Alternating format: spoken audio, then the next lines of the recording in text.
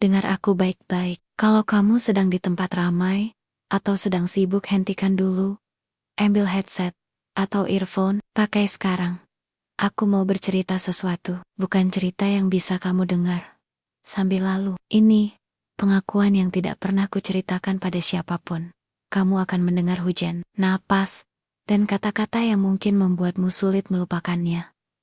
Jadi, pastikan hanya kamu yang mendengar. Sudah siap? Baiklah, kita mulai dari sini. Apa yang kamu lakukan kalau aku menciummu sekarang? Pertanyaannya lirih, nyaris tenggelam oleh suara hujan di luar jendela. Aku menatapnya. Raka berdiri hanya sejengkal dariku, matanya tajam. Tapi ada ragu di sana. Di tangannya masih ada piring basah yang belum sempat diletakkan. Aku ingin berkata tidak, aku ingin tertawa dan menganggapnya bercanda.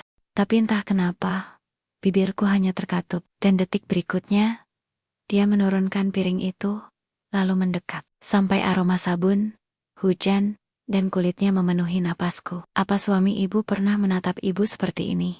Bisiknya. Jantungku seakan berhenti. Aku tahu ini gila. Aku tahu ini salah, tapi yang lebih menakutkan adalah aku tak ingin dia mundur. 2 bulan lalu, rumah ini terasa terlalu besar dan terlalu sepi. Ardi, suamiku, tenggelam dalam kesibukan proyek bisnisnya. Pulang larut malam sudah menjadi rutinitas, bahkan terkadang ia menginap di kantor atau luar kota. Aku pernah protes, pernah menangis, pernah marah. Jawabannya selalu sama. Ini demi masa depan kita, sayang. Sabar, ya. Lalu datanglah Raka, Ardi yang merekrutnya. Dengan alasan aku butuh bantuan di rumah. Dia masih muda, mungkin awal 20-an. Tapi gerak-geriknya cekatan. Dari awal, aku menganggapnya biasa saja. Pekerja yang baik, rajin, dan sopan. Sampai suatu sore, aku memintanya membantu memperbaiki rak buku di ruang tamu. Saat ia berjongkok memasang sekrup, aku melihat peluh di pelipisnya. Tangannya kokoh. Ada luka kecil di jari yang terlihat baru. Kenapa jarinya? Tanyaku waktu itu. Dia tersenyum, memperlihatkan deretan gigi rapi, kepotong waktu motong kayu di gudang. Sudah nggak apa-apa kok, entah kenapa. Senyum itu menempel di kepalaku lebih lama dari yang seharusnya. Hari-hari berikutnya, aku mulai memperhatikan hal-hal kecil. Cara dia selalu memastikan aku tidak membawa barang berat. Bagaimana dia diam sebentar setiap kali tatapan kami beradu. Ucapan singkat hati-hati licin ketika aku berjalan di teras setelah hujan. Awalnya aku pikir itu hanya sopan santun, sampai aku mulai menunggu momen itu terjadi. Hubungan kami seolah terjalin di sela-sela kesepian yang tak pernah kuakui. Pernah suatu malam, listrik mati, rumah gelap gulita, hanya suara hujan, dan aroma tanah basah di udara. Saat aku mencari lilin di dapur, dia sudah ada di sana. Boleh saya pegang lilinnya, Bu? Tanyanya. Aku menyerahkannya, jemari kami bersentuhan. Detik itu, udara terasa padat, napasku terhenti. Dia tidak langsung melepaskan, dan aku tidak segera menarik tangan.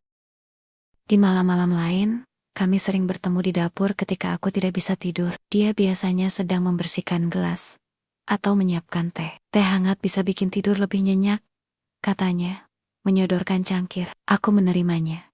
Dan saat jemariku menyentuh jemarinya, rasa hangat itu terasa sampai ke dadaku. Lalu datang pesan singkat itu. Pukul jam 23:42. Raka bertanya, sudah tidur, Bu? Belum, jawabku pelan. Raka meneruskan. Kalau susah tidur, coba buka jendela. Hujannya cantik. Malam ini, dan di halaman belakang, di bawah payung, dia berdiri, menatap ke arahku. Hari itu hujan deras sejak siang.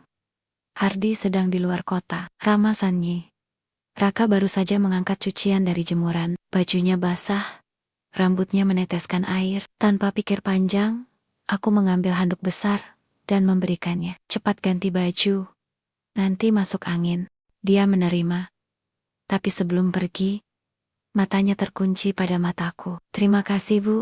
Anda selalu perhatian. Aku tak tahu kenapa tanganku menahan lengannya. Tubuhnya hangat, meski bajunya dingin dan basah. Bau hujan bercampur sabun dari kulitnya menyerbu penciumanku. Lalu, dia menarikku ke dalam pelukannya. Pelukan itu membuatku lupa segalanya. Bukan sekadar hangat, tapi ada rasa aman dan rasa dimiliki. Sesuatu yang sudah lama tak kutemui dalam pelukan suamiku. Aku tahu, aku harus menjauh, tapi jemariku justru menggenggam sweaternya erat-erat. Beberapa hari setelah itu, aku mencoba menjaga jarak, tapi semakin aku menghindar, semakin aku menginginkannya. Malam itu, Ardi pulang lebih awal. Ia bercerita panjang soal proyeknya yang hampir selesai. Tapi di sela-sela, ia berkata santai, "Oh ya, Raka akan saya ajak ke proyek minggu depan. Dia cukup bisa diandalkan. Dan saya percaya dia." Kata-kata itu menusukku. Ardi percaya padanya. Dan aku sudah mengkhianati kepercayaan itu. Pukul jam 22:17, ponselku bergetar. "Raka, besok saya ikut Pak Ardi. Tapi, kalau saya pergi, Bu nggak akan kangen kan?" Aku menatap layar lama, mengetik balasan, lalu menghapusnya. Saat itu juga, dari jendela kamar, aku melihatnya berdiri di halaman, menatap ke arahku. Hujan menitik di payungnya. Malam itu hujan turun lebih deras. Aku duduk di tepi ranjang, jendela setengah terbuka. Aroma tanah basah memenuhi kamar. Bayangan itu masih di luar. Diam, menunggu. Aku menutup mata, mencoba mengusir rasa bersalah. Tapi suaranya di dapur sore tadi terus terngiang. "Apa yang kamu lakukan kalau aku menciummu sekarang?" Dan aku sadar, aku tidak punya jawaban yang benar.